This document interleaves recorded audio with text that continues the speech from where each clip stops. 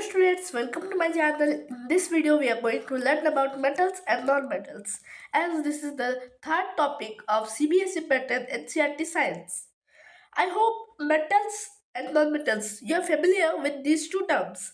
Now let us explore about them with a vast version. Okay, let's get started.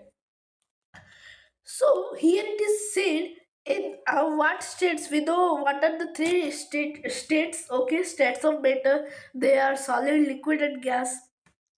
Now here it is said that metals are available in which state and non-metals are available in which state. First, it talks about metals. We only get metals as in the form of solids or in the form of liquid. Okay, but if we talk about non-metals, then we non-metals are available in all the three forms. They are solid, liquid, and gas. The best example for the solid is carbon. In liquids, it is bromine, and in gas, it is argon or nitrogen. Then, first of all, we'll learn about the metals. Okay, later we will discuss about the non-metals. Okay. Metals are elements that tend to lose electrons very easily, forming positive ions, which are known as cations. They are typically characterized by their shiny appearance, which we call it scientifically luster, the good conductivity of heat and electricity.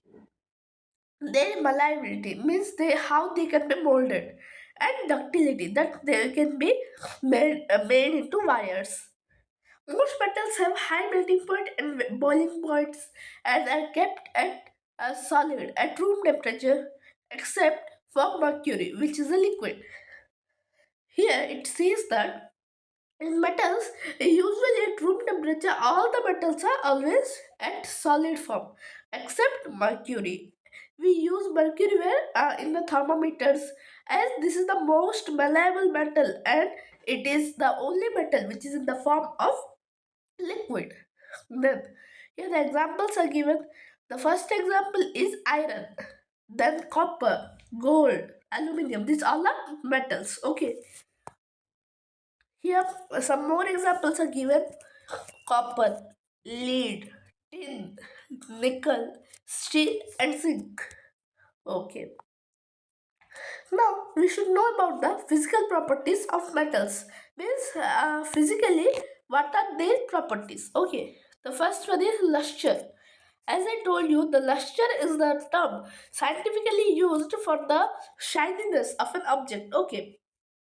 Metals are usually shiny, is not it? That are known as usually metallic appearance, shiny type.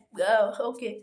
Then uh, conductivity, good conductors of heat and electricity. You remember one main thing that all the metals are usually, okay, usually or generally are the best conductors of heat and electricity, both of them. Then malleability. Now, what is malleability? It is the term, a scientific term only, which is used in for the word molded. Okay, mold means it says that metals can be molded when given at high temperature. Okay, when they are given high temperature. Then ductility. Here it says that ductility means the metals can be drawn into wires easily. Now let us proceed further. Some more physical properties of metals are given here. That is density. Okay. Usually have a high density. Okay. Always the metals have high density. Then melting and boiling points. Before we read this, we need to understand the second point, which is hardness. Typically, the metals are hard and strong. We all know that. Though some are exceptions. Okay. Usually, all the metals are always strong and hard. Whenever we listen the word metal, the first thing which comes to our mind is strong and hard. Okay, which cannot be compressed easily at room temperature. So the exceptions are sodium and potassium, which are very soft. Okay. Then coming to our point, melting and boiling point. Okay, as the metals are too hard, how they can be boiled at a very less point. Okay, that's why they have very high melting point and also they have very high boiling points. Then, now we have completed the physical properties of metals. Now we will learn about the chemical properties. So the first one is formation of positive ions, which are known as cations. Metals have a tendency to lose electrons and form positive ions, which are cations, as I told you, then due to their low ionization energy. So generally what it says, the metals have very low ionization energy. That's why it always lose. Okay, it always relieves the cations, which are the positive ions. For example, here the example is given sodium, which is Na, loses one electron to form a sodium ion, which is Na plus, and Na loses what E minus, which is a electron. Then the second chemical property is reaction with oxygen, which is the formation of metal oxides. Oxide means whenever anything reacts with oxygen, that means chemically it is burnt. Okay. Then metals react with oxygens to form metal oxides. These oxides are generally basic in nature. We read about acid, base, and salts. So when the litmus paper test is conducted with these metal oxides after the metals are burnt. Okay, usually the metals are not burnt, they are formed in such a form that the metal is combined with the oxygen. Okay, whenever they are tested, it was found that they are basic. Okay, then the example is given magnesium, which is a metal. Okay, reacts with oxygen. Here it is said the reaction with oxygen only, so we will only use oxygen. Then what will be formed? The metal oxide. That is, the name of the metal was magnesium, and the oxide is common. So magnesium oxide is the product of magnesium and oxygen reaction. Okay, then reaction with water. Metals react with water to form metal hydroxides and hydrogen gas. The reactivity varies depending on the metal. Okay, whenever the metals react with water, okay, whenever they are mixed with water, they what is formed? The metal hydroxide. Okay, previously we were discussing about the reaction between metals and oxygen. Okay, which forms metal oxide, but here as it is water, then metal hydroxide with what? With the evolution of hydrogen gas. Here an example is given for you. Potassium, which is K, reacts vigorously with water to form potassium hydroxide, which is KOH, and hydrogen gas, which is H2. Here example is given. K plus H2O gives rise to KOH, which is potassium hydroxide, plus H2, which is hydrogen gas. Then metals react with acids. What happens when metals react with acids? Whenever the metals react with acids, always the thing formed is the salt and the evolution of hydrogen gas. An example is given. Zinc, which is Zn, reacts with hydrochloric acid HCl to form zinc chloride, which is ZnCl2, and hydrogen gas, which is H2. Okay, here you can see how the salt of zinc, the metal salt, was formed along with hydrogen gas. Then the next property is the reaction with nonmetals. Here is an interesting chapter. Here, whenever the metal reacts with its opposite, which is non-metal, then what happens? Here it is said that metals react with non-metals to form ionic compounds. In these reactions, metals lose electrons and non-metals gain electrons, resulting in the formation of ionic bonds. Okay, so here both metal is the opposite of non-metals. So in the definition of metals, what it was said, the metals always tend to lose electrons. Okay, wherever its opposite side, which is non-metal, they always tend to gain electrons. Okay, so when they both are reacted with each other, then what happens?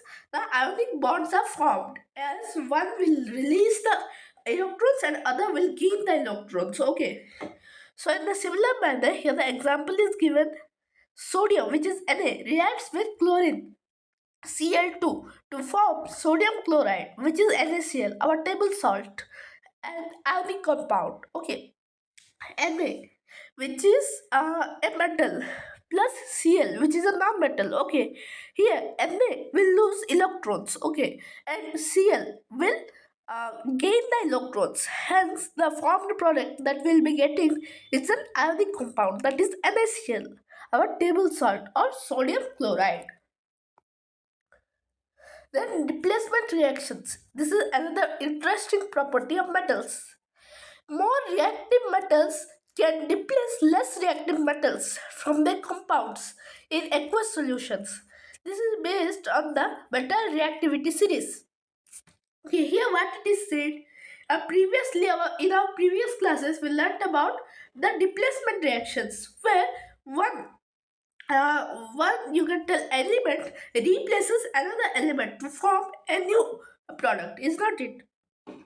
So here, what happens whenever the metals combine with each other, and the metals which are highly reactive, when they are reacted with the metals with less reactive, then they replace the place of the less reactive metals. Hence, here is an example that you can see: Fe, which is iron, plus CuSO, which is copper sulfate. When they both react with each other, the product that we get is the green vitriol. Okay, previously CuSO is blue in color, so it is known as blue vitriol. But whenever FeSO will get, it will be green vitriol, and it will be green in color. Okay, and you can see Fe replaced Cu. Okay, and Cu was separated from the solution. Then corrosion. Corrosion is the scientific term that we are generally using for what? For the destroy of something, for the devastation of something. When something gets spoiled, it is with the reaction, or with the coming with the contact of moisture and air, then it will be said as the corrosion.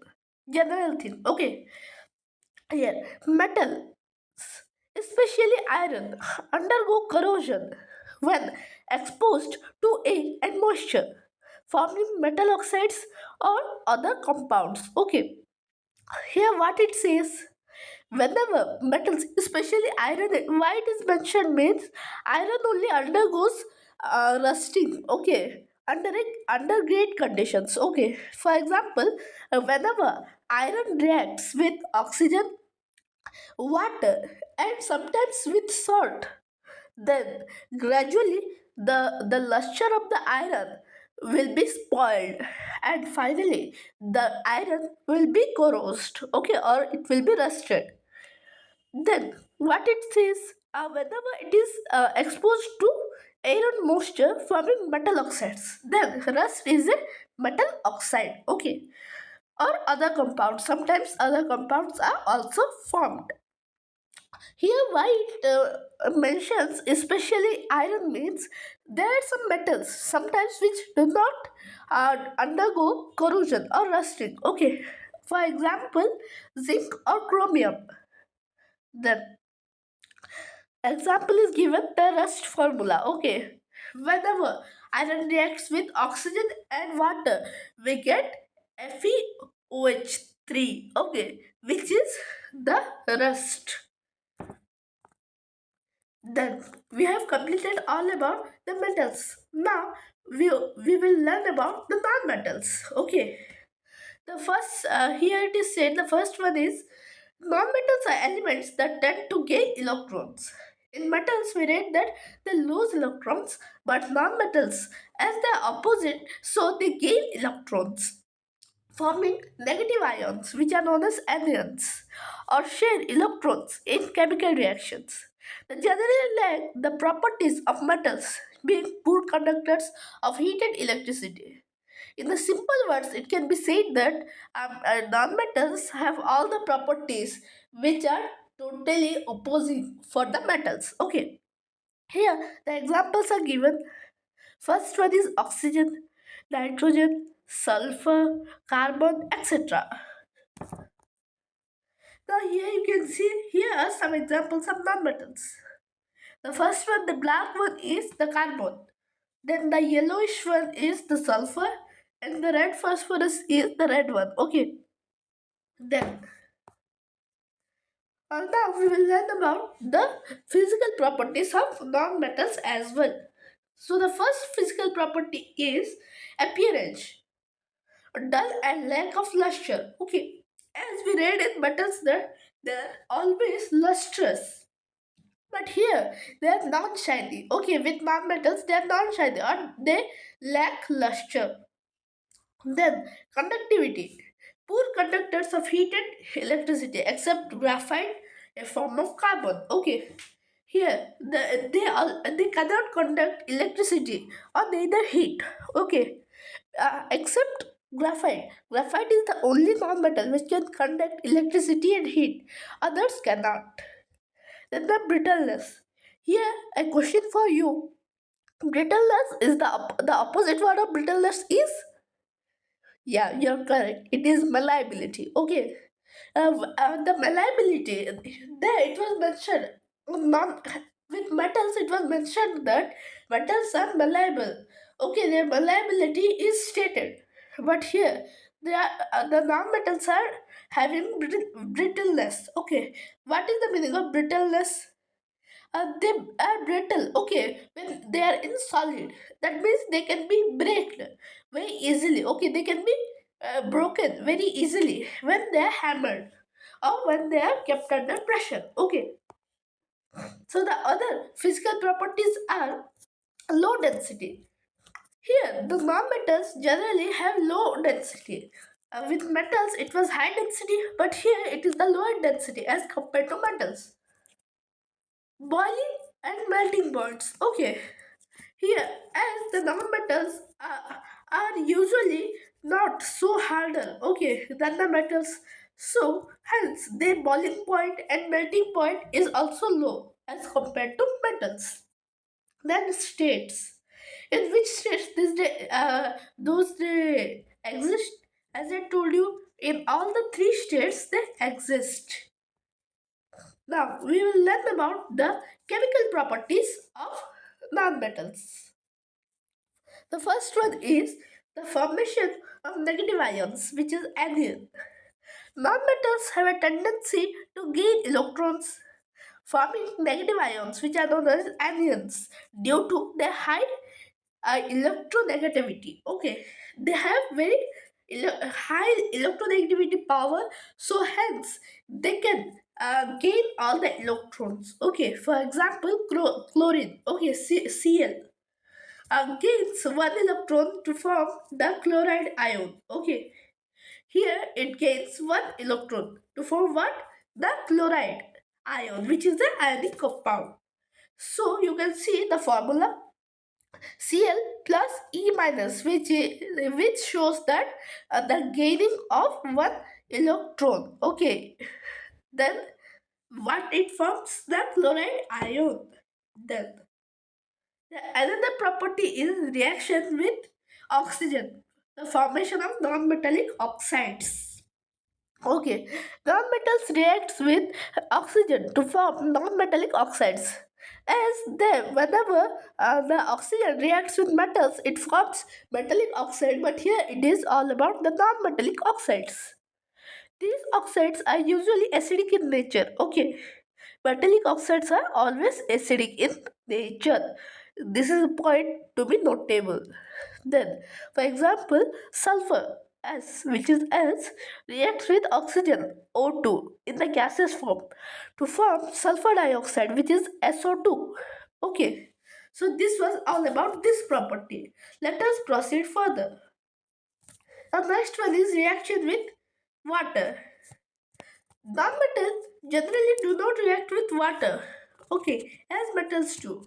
But sometimes, however, the certain non-metals, okay, there are only some non-metals that can dissolve in water to form acidic solutions. Okay, for here example is given. Carbon dioxide dissolves with water to form carbonic acid, okay, which is acidic in nature. Then reaction with acids. What happens when non-metals react with acids? However, the non-metals never react with acids. Okay. Rather, sometimes what happens means the non-metals react with strong acids, only strong acids, to form complex products. Okay. So let us see the example.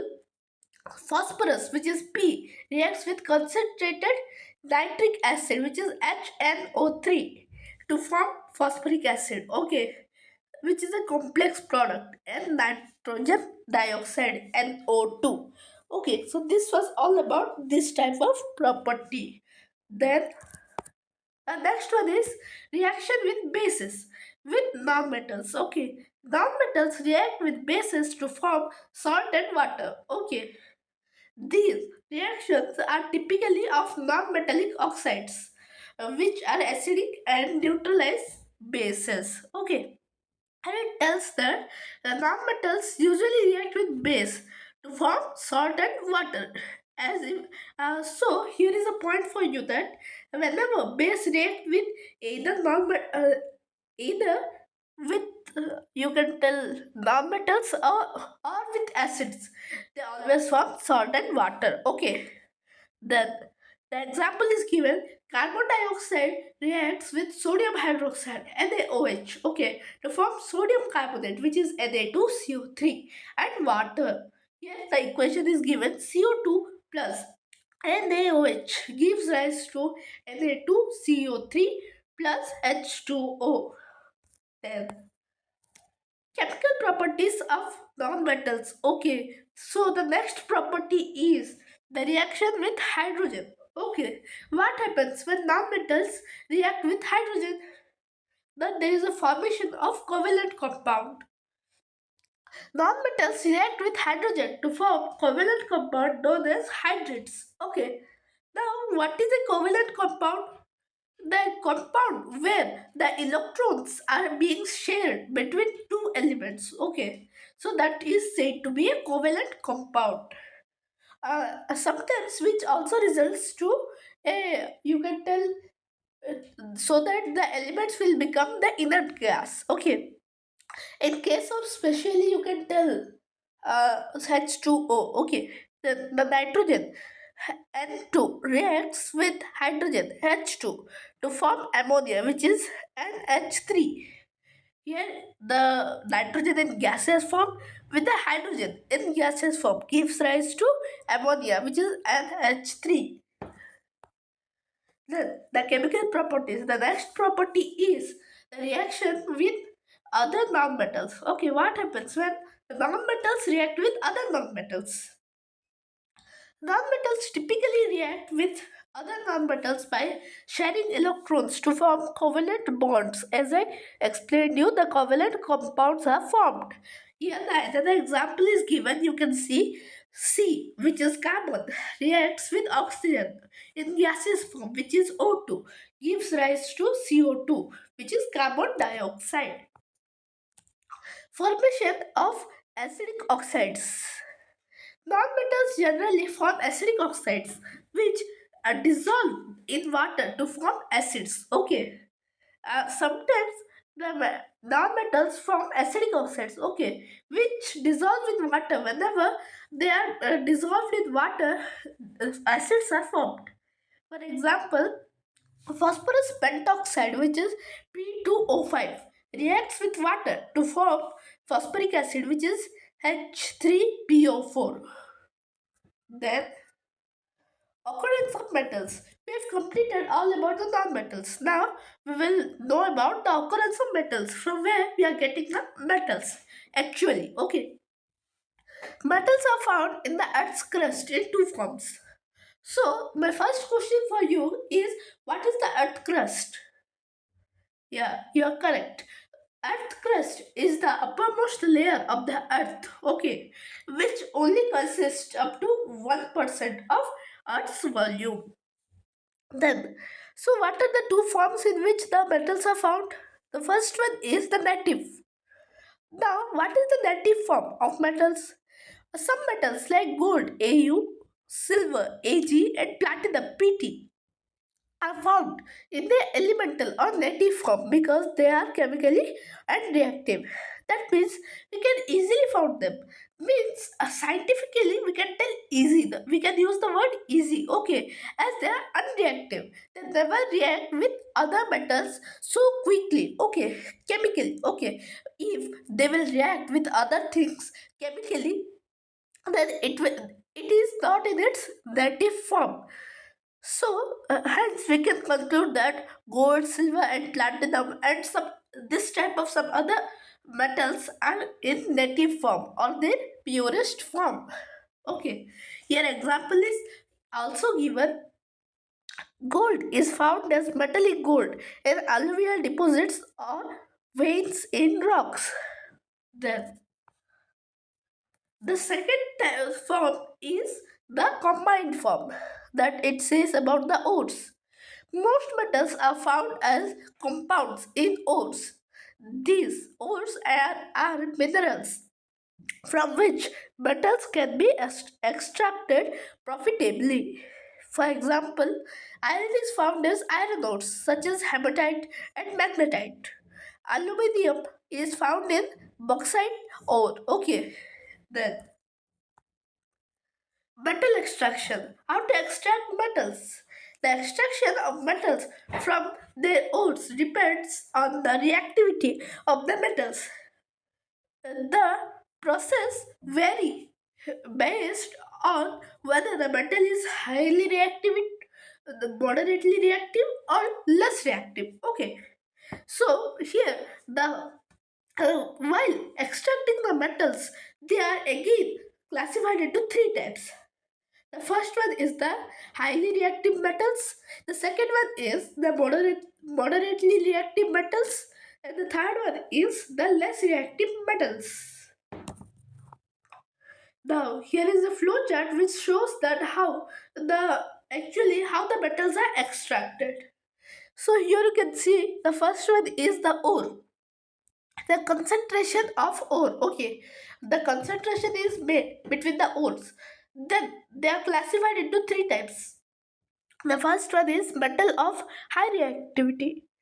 In this series, the electrolysis of molten ore is done, and then we directly get the pure metal. Okay, then the metals of medium reactivity. Here again, it is classified into two types. The first one is the carbonate ore. Okay, where the metals are usually combined with the carbonate ore. The second one is the sulfide ore. Okay, if the ore is with carbonate, okay, if the ore is carbonate, then we need to perform calcination, or if it is a sulfide ore, then we need to perform the process of roasting. Okay, after this, the common process should be done is the oxide of metal that we will get. Okay, after these two process, and then we have to reduction to metal. Okay, we need to reduct the oxide. Then we need to get the metal. Then the purification of metal. Okay, then the metals of low reactivity. The first one is the sulfide ores, where we need to perform roasting. Then we'll get the metal, then we need to refine it. So here is a detailed explanation given about it. Example, the first one is the gold, silver, or platinum. Here we need to perform. Here you can see the less reactive metals here, gold, silver, and platinum examples. Okay, So what process is done? Since these metals are found in a native state, okay, they are separated from impurities by simple physical methods. Okay, physically they are performed some there are performed some methods, okay, from which we will get the pure metal. The first one is the hydraulic washing. Using water to separate metals particles from sands and gravel due to differences in density.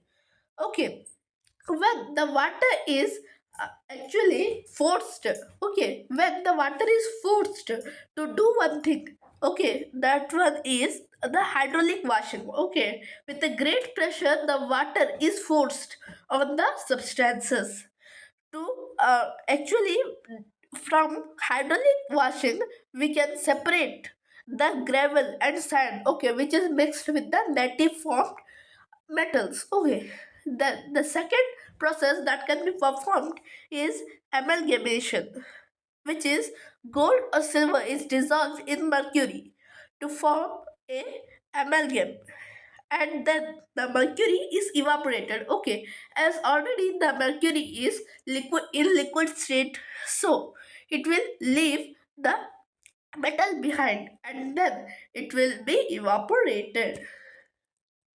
So next, the reaction, the extraction of moderately reactive metals. Okay, we have completed our high series. Okay, high reactive metal series. So here also we will be getting two types. Okay, the first one is the carbonate ore. The second one is the sulfide ore. Okay, metals in oxide form. And the first process is performed. Okay, the method is reduction by carbon or carbon monoxide. Example is given: iron from its ore, hematite. Okay, process in a blast furnace, iron oxide, which is Fe2O3, is reduced by carbon in the form of coke or carbon monoxide to form molten iron, which is Fe2O3 plus 3C gives rise to 2Fe plus 3CO. Okay, then the second process which is performed is the metals in sulfide or carbonate ore.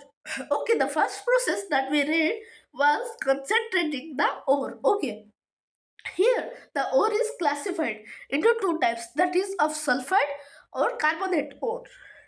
The method is roasting or calcination. For sulfide, we will be using the process of roasting, whereas for the carbonate ores, we need to use the calcination process followed by reduction. Okay, after the process of reduction, we need to perform this. Now, if we will talk about the roasting, the sulfide ores are heated in the presence of oxygen to convert them into oxides. Okay, so hence they are performed into oxides. For example, here it is given zinc sulfide, which is ZnS, is roasted to form zinc oxide, which is ZnO. And you can see here the two processes are performed to separate the zinc metal. Okay, here you can see ZnS, which is zinc sulfide with oxygen. Okay, in presence of oxygen, it was burnt to form zinc oxide plus SO2. Okay, which is, you can tell, zinc sulfide is roasted to form zinc oxide. Okay, and the SO2 is the extra product.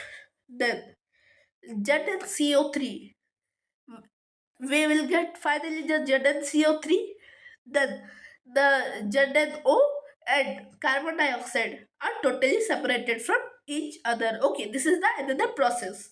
However, the most common process is the first one.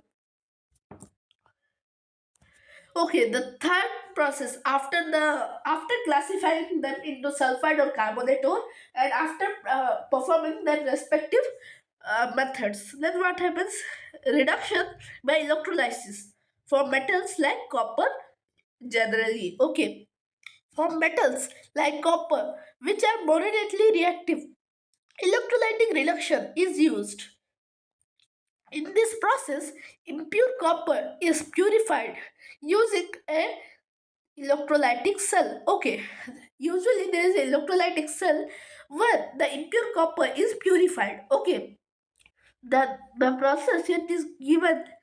Copper is extracted by electrolysis from copper sulfide ore. Okay, from the copper sulfide ore, the copper metal is extracted. Then the electrolytic reduction is performed to get the purified copper.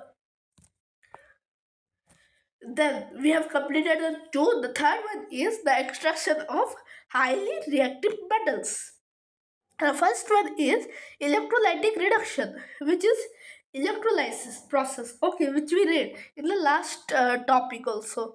Here the first example is given, aluminium from bauxite. Okay, here the generally highly reactive metal is the aluminium from the bauxite ore. The process is the ore is purified using Bayer's process to obtain alumina, which is Al2O3. The alumina is then dissolved in molten cryolite, okay, which is Na3AIF6, and electrolyzed in a Hall Herold cell during electrolysis. Okay, here this is also a type of electrolysis with complex elements. Okay, here you can also refer to the formula. So the second process which has to be performed with the highly reactive metals is the electrolysis of a molten chloride. Okay. Example here it is given, sodium from sodium chloride, NaCl. Okay, Na from the NaCl. Process is sodium is extracted from molten sodium chloride, which is NaCl, using electrolysis in the Downs process. Okay. Here it is given, this one we read. Okay, this all things are totally based on the capacity to lose the electron or to gain the electron. Okay, then now here it comes metallurgy. Now what are the stages of metallurgy? Here it is nothing but here it is given a summary, okay, which we read. The extraction of metals is not it. So we need to give a certain name to the process. No, there is a defined term. So the terms are being discussed here. The first one is concentration of ore. The ore is concentrated by physical process like flotation, then magnetic separation or gravity separation to remove gangue. Okay. Then here the second one is the conversion of ore to oxide, which is ores are often converted into their oxide form using roasting, okay, for sulfides, or calcination for carbonates. Okay, usually in these type of process, nothing but they are usually mixed with the oxygen, okay, to convert them into their oxide form. Okay, so here whatever that we read in the first one, that is the concentration of ore, was all about the physical properties. Okay, all the process or the methods which are performed on the base of their physical properties. So the other stages are reduction of oxide to metal. Okay, the metal oxides is reduced to free metal by using carbon monoxide or by electrolysis. Okay, this we already read. Then refining of metal. The extracted metals may be further refined to remove impurities. This can be done by the methods such as, here you can see, we need to refine the metals, is not it? For here, for the refining of metals, the certain processes are provided here. First one is electrolytic refining. In electrolytic refining, as we read the process of electrolysis, where they are refined, is not it? Then the second one is the liquation.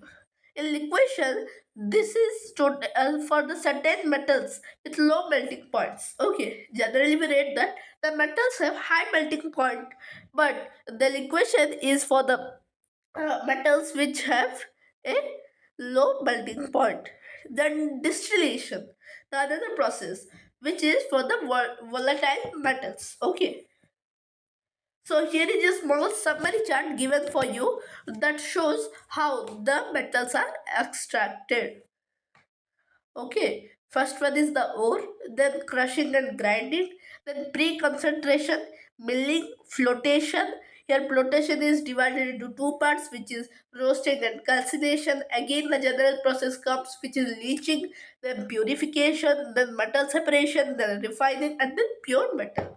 Okay, now we can discuss about a new term, which is corrosion.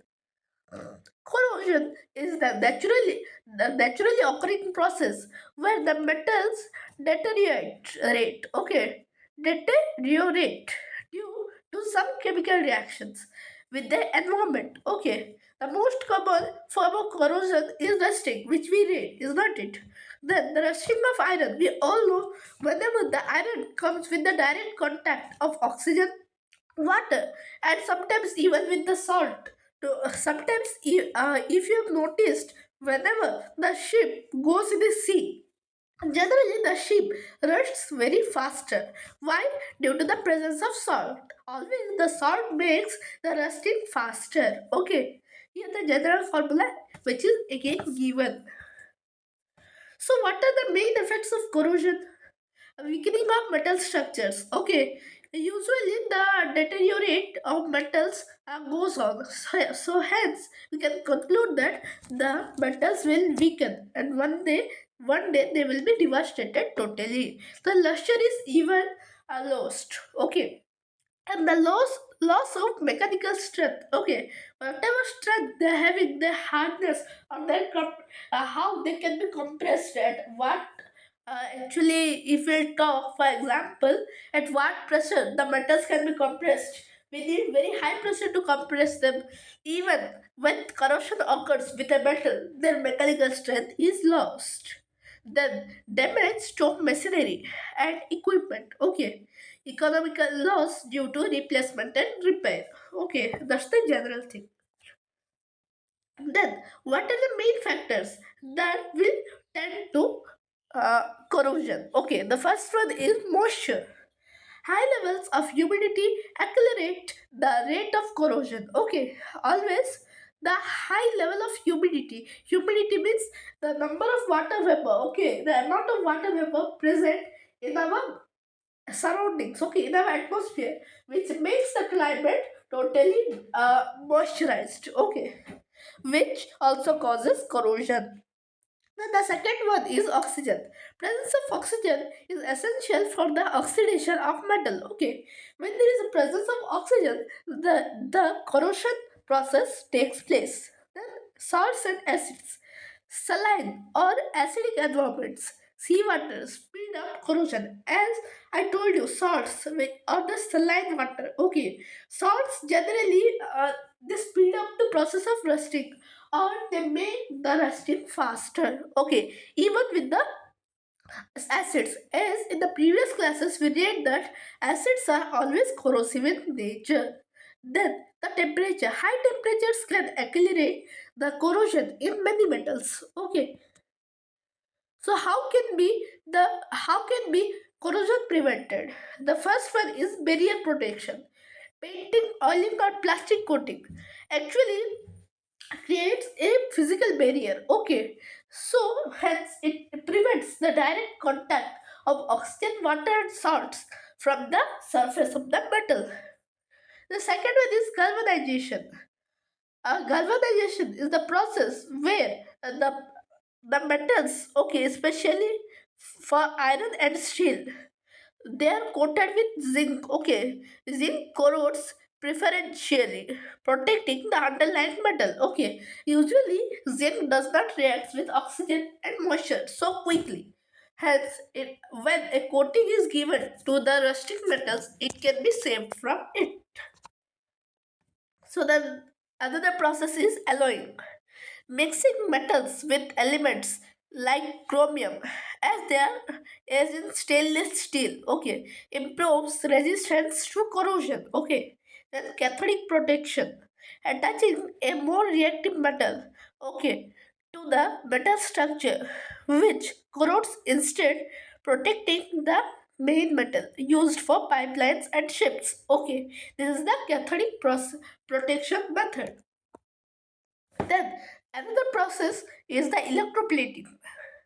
depositing a thin layer of a non-corrosive metal. Okay, example chromium or nickel.